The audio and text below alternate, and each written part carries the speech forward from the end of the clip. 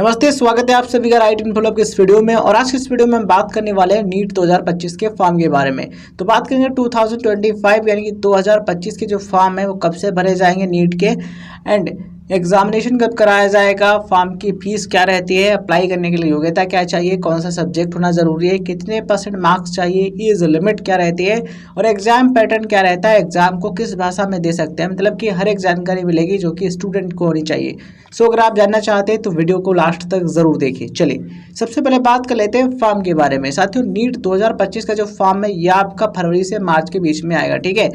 तो आपको फरवरी के लास्ट वीक से लेकर के मार्च के फर्स्ट वीक तक नीट की जो वेबसाइट है NTA नीट की, उसको चेक करते रहना है, ठीक है। तो फॉर्म जो आपका है फरवरी से मार्च के बीच में आता है।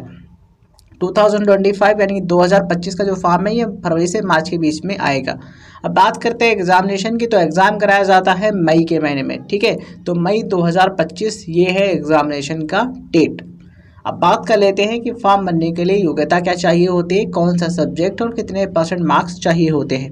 तो देखिए, अगर आप नीट का फॉर्म भरना चाहते हैं, नीट UG एग्जामिनेशन देना चाहते हैं, तो ज़रूरी है कि आप कम से कम 12th पास हो, यानी कि अगर आपने 12वीं पास किया है, इंटरमीडिएट अगर आपने पास कर लिया है साइंस स्ट्रीम में, फिजिक्स, केमिस्ट्री, बायोलॉजी और अंग्रेजी इन विषयों के साथ में, तो आप इसके लिए एलिजिबल होते हैं, ठीक है। बायोलॉजी के स्थान पर अगर आपके पास बायोटेक्नोलॉजी था तब भी आप अप्लाई कर सकते हैं, बट PCB ज़रूरी है, इस चीज़ का ध्यान रखें। आप 12th अपेयरिंग स्टूडेंट हैं या फिर पास कर चुके हैं, अप्लाई कर सकते हैं। मतलब कि इसमें जो स्टूडेंट पास कर चुके हैं वो भी अप्लाई कर सकते हैं, अपेयरिंग वाले भी अप्लाई कर सकते हैं नीट का फॉर्म, ठीक है। अब बात कर लेते हैं एज लिमिट के बारे में। उससे पहले आपको बता देते हैं कितने % मार्क्स चाहिए होते हैं किन किन विषयों में। तो साथियों, यहाँ पर फिजिक्स, केमिस्ट्री, बायोलॉजी यानी कि PCB सब्जेक्ट के जो मार्क्स हैं वो कंसीडर किए जाते हैं। तो फिजिक्स, केमिस्ट्री, बायोलॉजी यानी कि ये जो 3 सब्जेक्ट हैं इनके मार्क्स मिला करके कम से कम आपके 50% होने ज़रूरी है, यानी कि 50% होने चाहिए कम से कम। अगर आप एक जनरल या फिर जनरल EWS कैटेगरी के कैंडिडेट हैं, तो अगर आप SC या फिर ST या फिर OBC या फिर PWBD इस कैटेगरी के अंतर्गत आते हैं, देन फिजिक्स, केमिस्ट्री, बायोलॉजी के मार्क्स मिलाकर के कम से कम 40% हैं, यानी कि 40% हैं, तब भी आप अप्लाई कर सकते हैं। इंग्लिश विषय में आपको पास होना ज़रूरी है, तो ये % आपको ध्यान रखना है, इससे कम नहीं होना चाहिए, इतना है या फिर इससे ज़्यादा है तो अप्लाई कर सकते हैं। एज लिमिट की बात कर लेते हैं। तो देखिए, एज लिमिट देखी जाती कब तक, 31 दिसंबर 2025। तो 31 दिसंबर 2025 ये जो डेट है, इस डेट तक अगर आपकी एज कम से कम 17 वर्ष हो रही है तो आप अप्लाई कर सकते हैं। 17 वर्ष हो रही है या फिर 17 से ज़्यादा हो रही है तो अप्लाई कर सकते हैं, बट 17 से कम नहीं होनी चाहिए, इस चीज़ का आप ध्यान रखें, ठीक है। तो 17 वर्ष है या फिर इससे ज़्यादा है तो अप्लाई कर सकते हैं।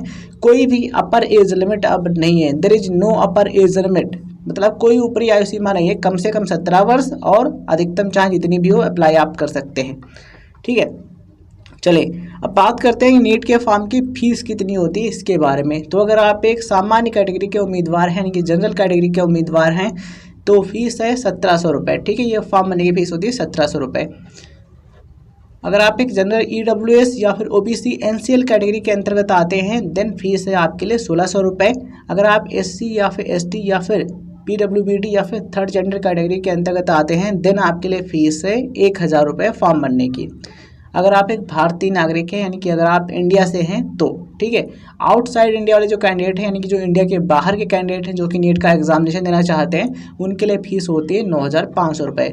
तो अगर आप भारत के रहने वाले हैं तो 1700, जनरल कैटेगरी कैंडिडेट्स के लिए EWS OBC NCL के 1600 और SC ST PWBD third gender के लिए 1000 रुपये, ठीक है। इसके अलावा यहाँ पर प्रोसेसिंग चार्ज एंड जो GST है वो भी अप्लीकेबल होती है। इस फीस को आप ऑनलाइन माध्यम से पे कर सकते हैं, ठीक है। चलिए अब हम बात कर लेते हैं साथियों एग्जामिनेशन के बारे में। तो यहाँ पर आपको MCQs यानी कि मल्टीपल चॉइस टाइप क्वेश्चंस देखने को मिलते हैं एग्जामिनेशन में। किन किन विषयों से होते हैं, तो फिजिक्स, केमिस्ट्री, बॉटनी और जूलॉजी, ये 4 सब्जेक्ट होते हैं, इनसे क्वेश्चंस पूछे जाते हैं। देखिए, तो प्रत्येक सब्जेक्ट से आपको 45 यानी कि 45 क्वेश्चंस को हल करना होता है। सेक्शन A के सभी क्वेश्चंस यानी कि 35 हल करने होते हैं। सेक्शन B के जो 15 हैं, 15 में से केवल 10 को हल करना होता है। इसलिए कितने हो जाएंगे, 35 + 10 45। प्रत्येक सब्जेक्ट से 45 क्वेश्चन, यानी कि 45 × 4 कितने हो जाएंगे, 180। 4 सब्जेक्ट हैं, 180 क्वेश्चन जो हैं ये टोटल हो जाएंगे। और प्रत्येक सही उत्तर के लिए आपको 4 नंबर मिलेंगे, प्रत्येक गलत उत्तर के लिए माइनस का 1 नंबर मिलेगा, ठीक है। इसलिए इसका पूर्णांक होता है 720, यानी कि मैक्सिमम मार्क्स जो है नीट एग्जामिनेशन के वो हैं 720, ठीक है। अधिकतम आप 720 नंबर ला सकते हैं। एग्जाम ड्यूरेशन की बात करें तो एग्जाम की ड्यूरेशन होती है 3 आवर्स एंड 20 मिनट्स, यानी कि 3 घंटा 20 मिनट का समय आपको दिया जाता है। टोटल 200 मिनट का टाइम दिया जाता है पेपर को हल करने के लिए। बात करें एग्जाम लैंग्वेज की तो आप एग्जामिनेशन को हिंदी में या फिर इंग्लिश में दे सकते हैं या फिर किसी अन्य भाषा में। लैंग्वेजेज आप स्क्रीन पर देख पा रहे होंगे। फॉर्म भरते समय आप जिस भाषा का चयन करेंगे उस भाषा में आपको पेपर देखने को मिलेगा। आई होप आपको चीज़ें समझ में आ गई होंगी। ये वीडियो जानकारी आपको पसंद आई हो तो इस वीडियो को लाइक करें, चैनल पर नए हैं तो सब्सक्राइब करने के बाद नोटिफिकेशन बेल जरूर दबाएं। धन्यवाद। जय हिंद, जय भारत।